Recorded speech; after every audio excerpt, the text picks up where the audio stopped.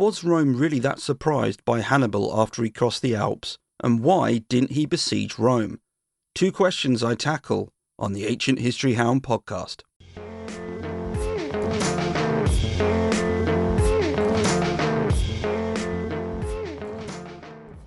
Hi and welcome, my name's Neil, and in this shorter episode I'll be responding to a couple of things I often read and hear about Hannibal, which I think could be challenged or at least given more context. The first, that Rome was caught out completely by surprise when Hannibal appeared in northern Italy after crossing the Alps, and the second, that Hannibal missed a glorious opportunity in not laying siege to Rome after his victory at Cannae in 216 BC. Both of these seem to crop up a lot on social media in various forms. I have, on occasion, encountered both of these in some social media posts, and why Hannibal didn't lay siege to Rome was included in the episode on Hannibal from Cannae to Zama. You might have listened to it. If not, have a listen after this. Also, I'm always looking for new ideas for the podcast, and I thought, why not do a mini-sode as well? So let me know what you think as to this whole approach. On the subject of social media, you can find me as Ancient Blogger on TikTok, Instagram, and other platforms. There's also the Ancient History Hound subreddit and the Ancient Blogger YouTube channel. I recently spent time in Rome for my 50th, so there's a lot of Roman content on there, in fact on the other platforms as well, and lots more forthcoming. Finally, I just want to say thanks to the very kind email I received, and this went to my ancientblogger@hotmail.com account, by the way. I want to say thanks. Yes, this is a hobby, and I do worry that I don't record and release enough, particularly when I look around at all the other great ancient history podcasts and all the work they do. So when I receive feedback like the email I received, it reassures me that people enjoy what I'm doing, and the fact that I don't do it all the time isn't too much of a problem. I'm going to begin with Hannibal crossing the Alps, the reaction to it at Rome, and the causes given for that reaction. This sometimes manifests as if Rome was completely caught out by Hannibal arriving in northern Italy, that Rome had no idea he was coming. What I want to do is challenge this by arguing that Rome knew Hannibal was coming, and that the concern at Rome was about other factors which I'll elaborate upon. To do so, I'll also bring into play another element of this, namely the crossing of the Alps and what effect it had on the numbers of the Carthaginian army, because again I sometimes see this incorrectly presented. Polybius estimated the army which left southern Iberia numbered 90,000 infantry and 12,000 cavalry. This dwindled during the march to Rome, and notably even before the crossing of the Alps, as Polybius has an army of 50,000 infantry and 9,000 cavalry after Hannibal had crossed the Pyrenees. The reduction was due to ongoing attrition, battles on the way, and even the dismissal of troops who Hannibal didn't seem to trust. When Hannibal crossed the Rhone just prior to his ascent of the Alps, the Carthaginian army was composed, according to Polybius, of 30,000 infantry and 8,000 cavalry. Now, if you have listened to my mini-series on Hannibal, you might have remembered that I said Polybius was a more reliable source than Livy, and even if we consider the numbers that he supplies as being not entirely accurate, there is an important theme which emerges, that of the army diminishing during the march to the Alps. When Hannibal finally descended the Alps, Polybius recorded that he had 20,000 infantry and 6,000 cavalry. This might be the actual figure, as Polybius apparently read this on an inscription at Cape Licinium, which Hannibal was said to have put in place. Going from an army of 90,000 infantry and 12,000 cavalry to 20,000 infantry and 6,000 cavalry was therefore a reduction due to losses which occurred both before the crossing of the Alps and during it. The crossing of the Alps itself wasn't the sole cause of the drop in numbers, as is sometimes implied. I now move to the perception that Rome was taken completely by surprise at Hannibal's arrival. Livy isn't necessarily a reliable source when it comes to Hannibal, but he does paint a picture of Rome acknowledging that following the sack of Saguntum, a city in Iberia, and one of the causes of the Second Punic War starting, Hannibal was on his way. To quote Livy, war was coming, and it would have to be fought in Italy. End quote. I realise, by the way, that Livy wrote this long after the events of the Second Punic War, but there's still a good argument as to why Rome was expecting this to be the case, and I'll get into that in a moment. Polybius, our other source, and a more reliable one, wrote how one of the consuls, Publius Cornelius Scipio, father of Scipio Africanus, had received reports of Hannibal crossing the Pyrenees. Scipio was leading a force of 2 legions into the Iberian Peninsula, where he intended to take the fight to Carthage. When he was near the Rhone, he learned that Hannibal was close by. Surprised by this, he attempted to engage with him. However, Hannibal was able to cross the river and escape. What Scipio did next is further proof that Rome wasn't taken completely by surprise. Scipio passed control of the army to his brother and raced back to northern Italy.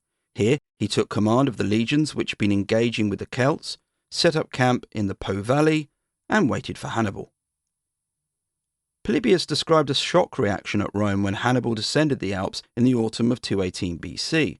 Ironically, Polybius also wrote how shocked Hannibal was at Scipio's presence in northern Italy. At Rome, again according to Polybius, people were surprised by this because the last they had heard of Hannibal was his sack of Saguntum.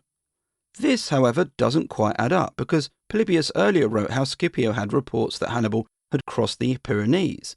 There's also the action which Scipio took after almost catching Hannibal at the Rhone. For Rome not to know anything about this would mean that Scipio hadn't reported back about any of it. Are we to believe that Scipio, a consul of Rome, learned of Hannibal's crossing of the Pyrenees and his arrival near the Rhone without passing this on? Further still, would Scipio have changed the command structure of an army to his brother, rushed back to Italy where he took command of troops there, and made a defensive camp in anticipation of Hannibal, and just not mentioned it? In a bizarre world where Scipio had wanted to keep this secret, I don't see how that secret would have been able to be kept. The Roman army had a bureaucracy behind it, and orders and reports would have invariably make the situation clear. In short, I can't conceive that the Senate weren't kept up to date with what was going on from Scipio. This brings me to what the alarm at Rome was all about. Was it that the Carthaginian army had somehow appeared from the Alps? I'd argue, in fact, there's more to this than that, and it involved an old enemy, the Celts. In 218 BC, Rome was still expanding northwards and had a long history of battling the Celtic tribes there. More recently, things had become very heated. In 225 BC, a tribe called the Gestae had linked up with other Celtic tribes and marched against Rome. In doing so, they'd also crossed the Alps with an army. I'm not in the sport of comparing Alp crossings. Presumably the Gestae had done so without the confrontations Hannibal had met, and likely when it was easier to do so. However, this does dispel the myth sometimes offered that the Alps were somehow impermeable and couldn't be crossed by armies. The result of this joint Celtic operation was the Battle of Telamon. Rome was victorious, and by doing so, thought the problem of the Celtic tribes to the north was solved, at least for the time being. However, Hannibal's arrival there must have reheated old fears. Was this another alliance, but this time Carthage and the Celts? That was indeed a scary prospect. When the Gestae had marched south with the other Celtic tribes, Polybius had described the fear at Rome, and I quote, "Meanwhile in Rome itself the people were filled with dread. The danger that threatened them was, as they believed, both great and imminent." End quote. The involvement of the Celtic tribes is key to understanding the alarm at Rome which Polybius wrote of. This was chiefly due to Hannibal being militarily active in northern Italy. Celtic tribes were often at war with each other, and Hannibal took the opportunity to defeat the Taurini tribe, thus impressing the Insubres.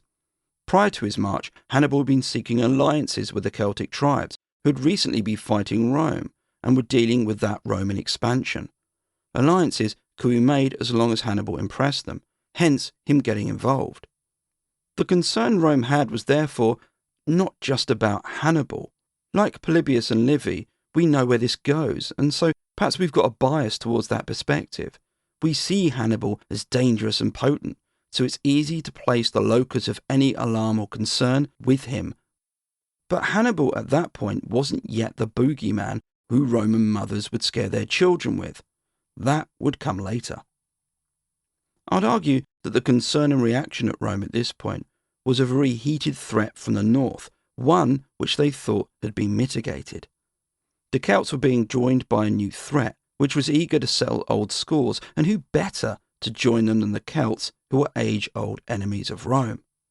Of course, within a few months, Rome would realise that Hannibal was the threat, but that lesson was still to come. The second question relates to a criticism I have seen numerous times concerning something Hannibal didn't do.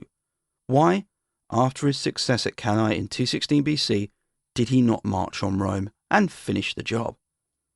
To understand this better, we need to examine the source of this criticism, which was literally a source. It's Livy who covered the Second Punic War. Though Livy is rightly admired for his work, the modern reader needs to appreciate that his work wasn't always entirely accurate when it came to Hannibal. Livy was interested in the character of individuals and using them as moral examples. Knowing this, it's not always easy to criticise Livy for it. It's just that we need to understand that's what he's doing. So we come to the comment about Hannibal, which is at the root of all of this. Shortly after the success at Cannae, Livy recorded how Hannibal's cavalry commander, Hannibal, encouraged Hannibal to march on Rome, and when Hannibal declined, he said, and I quote, "You know, Hannibal, how to win a fight. You do not know how to use your victory." End quote. In the narrative sense, this could be argued as mischief-making on the part of Livy. We have no account of this particular instance in Polybius, and Livy was perfectly happy to paint Hannibal in a bad light on occasion. In this instance, it's quite ingenious. You take a huge achievement, the defeat of the Romans at Cannae, and diminish it by making it into a missed opportunity. The argument against Hannibal besieging Rome can be made without the need for sources, though, and through consideration of strategy and logistics. I'll start with a fact which might surprise you. Cannae was not close to Rome. It's almost 400 kilometres or thereabouts. That's around 230 or 250 miles to the southeast of Rome. A problem for Hannibal would have been a march of at least 3 weeks to get there. Following the battle, Hannibal had to rest his exhausted army for a few days, which would have delayed that march. It would also require a significant amount of supplies. But let's test this idea a bit more. Let's imagine he had somehow managed to find the supplies necessary to make a continued march to Rome, and his men awoke the next day fresh as daisies. What then? Here is where it gets even less likely. Hannibal's army size has been debated, as army sizes often are. Prior to the battle, it's argued that Hannibal had around 40,000 infantry and 10,000 cavalry, and this included the light armed skirmishing troops. Polybius reckoned Hannibal lost around 5,500 men during the battle, Livy 8,000. As such, his army was diminished to possibly 32,000 infantry and just under 10,000 cavalry. This is not a number you'd want to prosecute a siege with, even less so when you consider that Hannibal didn't have any siege equipment or any specialists within that field. Siege warfare in antiquity might seem kinetic, with men on siege towers and climbing up ladders, but in reality it was often a case of surrounding a city and then hoping you could get in through intrigue. Appealing to a disgruntled faction within a city was always an option, and when Hannibal took the cities of Capua and Tarentum, this is pretty much what he did. What is of particular relevance here is that Hannibal only went for Capua after he realised he couldn't take Neapolis, modern-day Naples. After scouting it, he realised that a siege would be required and therefore decided against it. This suggests that Hannibal just wasn't in the siege-laying business, which is further proof against Rome ever being considered a genuine target. Now, there is a reference to Hannibal taking the city of the Taurini, that Celtic tribe that I mentioned in the first question. And he did so apparently by siege, but here we can speculate that this may have been a small settlement, or that the word siege was used as a catch-all term. It's a fleeting mention, we have no details. There was, however, mention of a siege involving Hannibal prior to him leaving the Iberian Peninsula, the capture of Saguntum, which I also mentioned in the previous question. This had given Hannibal a sound lesson in how difficult sieges were. It lasted around 8 months, and Hannibal was injured during it. Sieges conducted in enemy territory far from home were ripe with hazards. Firstly, there was the problem of supply. One thing you'll glean from Hannibal's campaign in the Italian peninsula was how he was always on the road securing supplies for his army. The reason Hannibal had been at Cannae, for example, was because of the rich agricultural land there. Hannibal was concerned as much by lunch as he was legions. When you're in a fixed spot, say conducting a siege, you need a good supply network, which Hannibal didn't have, or at least a supply network which would last him several months at least, particularly when you're trying to besiege somewhere as big as Rome. But even if he had this, consider his army. After Cannae, he had possibly 32,000 infantry, and a large number of these would have been light armed troops. One thing that Hannibal lacked was lots of heavy infantry, and this is what you needed in a siege. It's not just the composition of his army which would have made things tougher though, it was there were a large number of mercenaries and Celts within it. Mercenaries require pay, they're expensive, and Hannibal was able to pay them in part through capturing enemy supplies and camps after his victories. Celts were slightly different. For example, they wore trousers, but these were men who wanted glory as well, and to kill Romans. They did not want to wait around, and you might imagine how Hannibal's besieging army would have slowly decreased in number as a result. A final point about besieging armies is that they are highly vulnerable to attack. As you need to encircle the city, you spread your forces thin, meaning you can be easily overwhelmed by a sally made at a particular point from the city. An army could also appear on the horizon, and at this point you'd be caught in between them. Simply put, Hannibal didn't have an army which was sufficient enough to lay siege to Rome and try and starve it off. He didn't also have the logistics or the gear to effect a siege. Pun intended, but the elephant in the room here is that I'm almost playing into Livy's mischievous narrative, because laying a siege was likely never in Hannibal's overarching strategy. After his victory at Cannae, Hannibal set about trying to detach Rome from its allies in the south and establishing a permanent base of operations from which he could get a foothold in southern Italy and he could build pressure on Rome from. This made sense, as Rome had secured control over southern Italy in the early 3rd century BC. Southern Italy wasn't necessarily Rome as such, it was the dominant power there, but there were still cities which might be quite happy to have their independence back if Rome was no longer dominant. I'll finish with that pun, thankfully, and I hope that's given some good points to address that question. And that brings me to the end of the episode. If you've got any questions like these that you would like me to address, get them to me. You can email me at ancientblogger@hotmail.com or via my social media. I hope you've enjoyed this and found it useful. And until next time, keep safe and stay well.